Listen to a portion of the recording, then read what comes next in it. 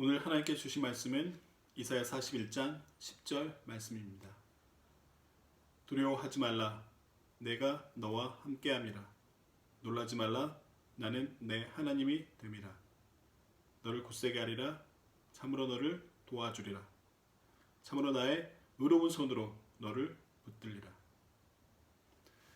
오늘 제가 여러분과 함께 나누고 싶은 말은 두려울 때라는 주제로 이사야 41장 10절을 가지고 이야기하고자 합니다. 사실 우리가 삶 가운데 속에서 가장 많이 듣는 이야기 중에 하나가 Don't worry, be happy, 믿으면 다 됩니다. 기도하세요. 여러분은 어떻습니까? 이런 이야기가 큰 위로가 됩니까? 지금 여러분들의 삶은 걱정 없이 살고 계십니까? 솔직히 저는 요즘 두려움과 싸우고 있습니다. 올해 미국 생활을 끝내고 이제는 무엇을 해야 되나? 결혼을 하고 과연 내가 이 가정을 지켜낼 수 있을까? 하나님이 주신 비전을 붙잡고 살아갈 수 있을까? 그리고 과연 내가 사역을 감당하고 이 사역을 할 수 있을까? 사실 온통 근심과 걱정으로 하루를 보낼 때가 많습니다. 더욱이 요즘같이 신종 코로나 바이러스가 기승하고 있는 이때 우리의 삶은 더욱 우울합니다. 신종 코로나 바이러스 확산은 우리의 안전을 위협하며 사회 전체를 공포로 몰아가고 있습니다. 매일 증가하는 감염자 숫자와 근거 없는 소문은 엄청난 공포와 혼란으로 이어지고 있습니다. 더욱이 최근 코로나 바이러스와 관련된 공포 반응은 혐오와 분열이라는 사회적 바이러스를 양산하며 우리의 공동체를 위협하고 있습니다. 어쩌면 바이러스보다 더 무서운 것은 과도한 공포가 아닌가 싶습니다. 오늘날 우리의 삶은 어떻습니까? 사실 우리는 한 번도 가지 않는 길에 대한 두려움이 있습니다. 매일 우리가 가지고 있는 것들을 잃게 되지 않을까 두려움 속에 살아가기도 합니다.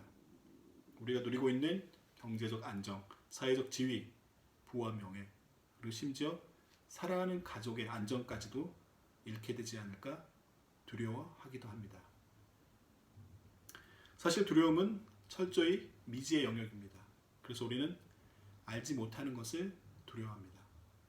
손자병법에서 지피지기면 백전백태라. 적을 알고 나를 알면 100번 싸워도 100번 위태롭지 않다라고 이야기합니다. 사실 우리는 조금이라도 알게 되면 그 순간 두려움은 줄어들게 됩니다. 그래서 우리는 알 수 없는 것들을 두려워합니다. 죽음, 천국, 심지어 귀신이라는 보이지 않는 대상을 두려워하기까지도 합니다. 그런데 안타깝게도 우리는 세상의 많은 것들을 알지 못합니다. 그리고 우리의 생각과 능력은 때론 공포와 두려움을 극대화할 뿐 아무런 도움이 되지 않을 때가 많습니다. 1933년 미국은 대공황에 빠져 있었습니다. 프랭클린 루즈벨트는 대통령 취임사에서 이렇게 이야기했습니다. 오직 우리가 두려워한 것은 두려움 그 자체이다. 그리고 두려움은 또 다른 두려움을 낳을 뿐입니다. 2차 세계대전 당시 전쟁으로 죽은 청년의 수는 30만 명이었습니다. 그런데 아들과 남편을 전쟁 일선에 보내고 근심과 염려와 불안에 빠져 병으로 죽은 미국 시민들은 100만이 넘었다고 합니다. 총탄으로 죽은 숫자보다 불안과 공포가 죽인 사람의 숫자가 훨씬 많다는 것입니다. 어느 조사 결과에 따르면 사람들이 걱정하고 불안해하는 것들의 40%는 지나간 과거에 대한 것이고 50%는 아직 존재하지 않는 미래에 대한 것이고 오직 10%만이 현재를 위한 것이라고 합니다. 그래서 대다수의 우리는 아직 존재하지 않는 미래 때문에 불안 속에 살아가고 있습니다. 불안이 연습하고 두려움이 찾아올 때 믿음과 기도로 버틴 사람이 있습니다. 그는 바로 미국의 위대한 대통령 아브라함 링컨이었습니다. 워싱턴에 가면 링컨이 사용하던 성경이 보관되어 있습니다. 그리고 그 성경 속에서는 링컨이 여러 번 손가락으로 눌러가며 읽었던 구절이 있습니다. 이는 시편 34편 5절 말씀으로 주님을 찾았더니 내게 응답하시고 온갖 두려움 속에서 나를 구하셨네. 링컨은 남북 전쟁 등 평생을 거쳐 어려움 속에서 하나님은 반드시 대답해 주신다는 확신과 모든 두려움에서 건져 주신다는 희망을 가지고 살았던 사람입니다. 오늘날 우리의 삶 속에서 우리가 의지하고 우리가 기대해야 될 것은 무엇인지 생각해 보게 됩니다. 과연 우리가 가지고 있는 두려움 증후군은 어떻게 치료될 수 있을까요? 두려움은 우리를 조급하게 만들고 때론 잘못된 선택을 하게 만듭니다. 예를 들면 가난에 대한 두려움은 불법을 선택하게 되고 처벌에 대한 두려움을 거짓말을 말하게 하기도 합니다. 때론 두려움을 이겨내기 위해 용기가 필요하다고 말하지만 두려움을 사라지지 않게 할 때가 더욱 많습니다. 특별히 지금 저에게 가장 두려운 것은 하나님께 쓰임받지 못할 수도 있다는 두려움인 것 같습니다. 미국에 돌아와서 내가 무엇을 해야 될까 고민하면서 많은 시간들을 허송세월로 보낼 때가 많았습니다. 어느 순간 내가 과연 이 순간 죽게 된다면 나의 묘비명에는 무엇이라고 쓰여질까라고 고민을 해봤을 때 이런 구절이 아닐까 싶습니다. 평생을 무엇을 할까 고민만 하다 아무것도 하지 못한 불쌍한 자 이곳에 잠들다. 이 생각은 저를 정말로 두렵게 하였습니다.